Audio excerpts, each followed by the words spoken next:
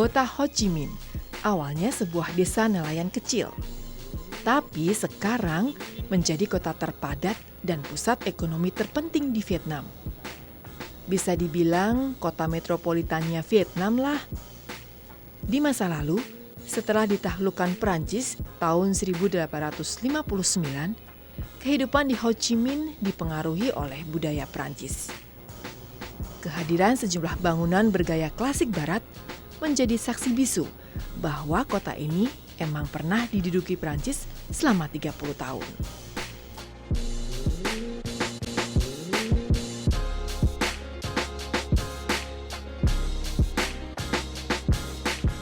Masih berkeliling di kota Saigon, di sini banyak sekali bangunan yang memiliki nilai sejarah yang tinggi dengan arsitektur yang unik dan sayang sekali jika dilewatkan. Bicara tentang sarana transportasi, nah kota Ho Chi Minh disebut kota sepeda motor. Bejibun deh sepeda motornya, karena impor sepeda motor dari Tiongkok murah. Tapi bagi masyarakat Ho Chi Minh, mereka yang memiliki sepeda motor tergolong kelas menengah atas. Harga sebuah sepeda motor berkisar antara 10 sampai 18 juta rupiah. Nah, saya mau ajak pemirsa keliling kota. Pakai becak ya? Okay, how much? Just a short 2,000 dong? Okay.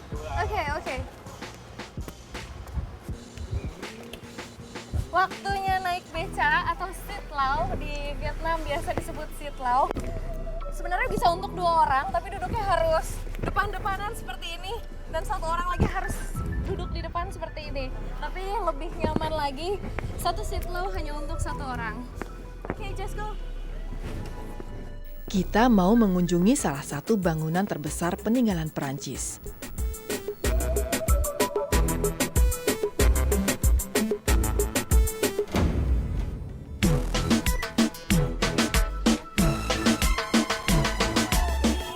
Satu tips sebelum menaiki sitlau atau beca, tawar terlebih dahulu. Karena kalau tidak, mereka tahu kita turis atau orang asing, dia bisa bikin harga yang sangat tinggi. Dan sekarang saya sudah sampai di kantor pos internasional Vietnam dengan bangunan bergaya Prancis yang tentunya memiliki nilai seni yang tinggi.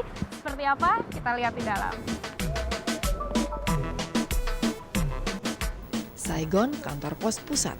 Orang sini menamainya Bu Dieu Cheng. Dibangun pada masa pendudukan Prancis awal abad 20. Kantor pos ini menjadi salah satu tujuan favorit turis loh. Gaya arsitekturnya khas gaya klasik barat, dengan pilar-pilar besar dan langit-langit bangunan tinggi. Begitu memasuki kantor pos pusat ini, terasa begitu megah dengan bangunan bergaya Eropa. Dan di sudut sana kita dapat melihat lukisan besar gambar Ho Chi Minh. Ho Chi Minh adalah tokoh revolusi dan negarawan Vietnam. Pernah menjadi Perdana Menteri dan Presiden Vietnam. Ibu kota Vietnam dulu, Ho Chi Minh, diambil dari namanya.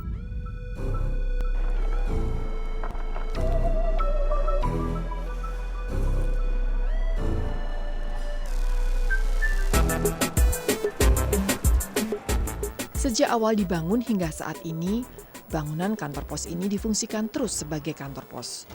Gak pernah tuh berubah fungsi, bertaraf internasional pula. Buktinya, seluruh pegawai jago bahasa Inggris. Loket-loketnya besar, loket untuk pengiriman domestik terpisah dengan loket pengiriman internasional. Ruangan-ruangannya terawat banget, nyaris gak ada debu. Bersihnya ngelebihi rumah sakit kali ya. Kantor pos pusat ini nggak melulu ngurusi surat menyurat atau pengiriman paket loh. Di sini terdapat juga kios souvenir. Wah, gimana turis nggak tertarik buat kesini ya?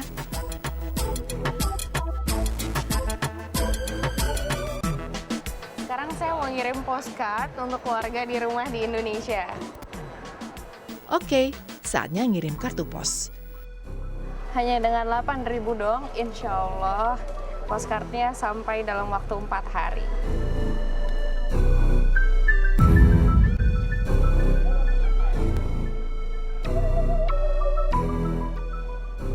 Seperti yang saya bilang bilang sebelumnya, di sini terdapat beberapa peninggalan atau barang-barang antik yang terbilang cukup tua. Salah satunya adalah peta yang ada di sana.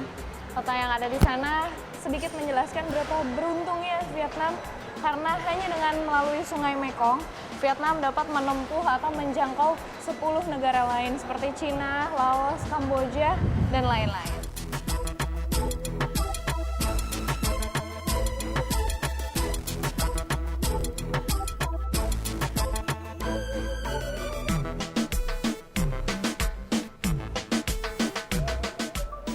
Yuk, sekarang kita ke tempat lain. Sorry, do you know the Cuci Tunnel? I know, yes, I know. It's far from here, far. 2 hours. Oh, 2 hours. Okay, let's go to Cuci Tunnel. Thank you.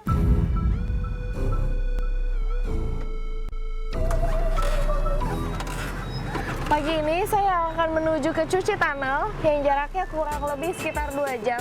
Jadi Cuci Tunnel ini merupakan salah satu terowongan bersejarah. Seperti apa uniknya Cuci Tunnel? Kita lihat ke sana. Pemirsa, jangan kemana-mana ya. Tetap ikuti perjalanan saya di kota Ho Chi Minh.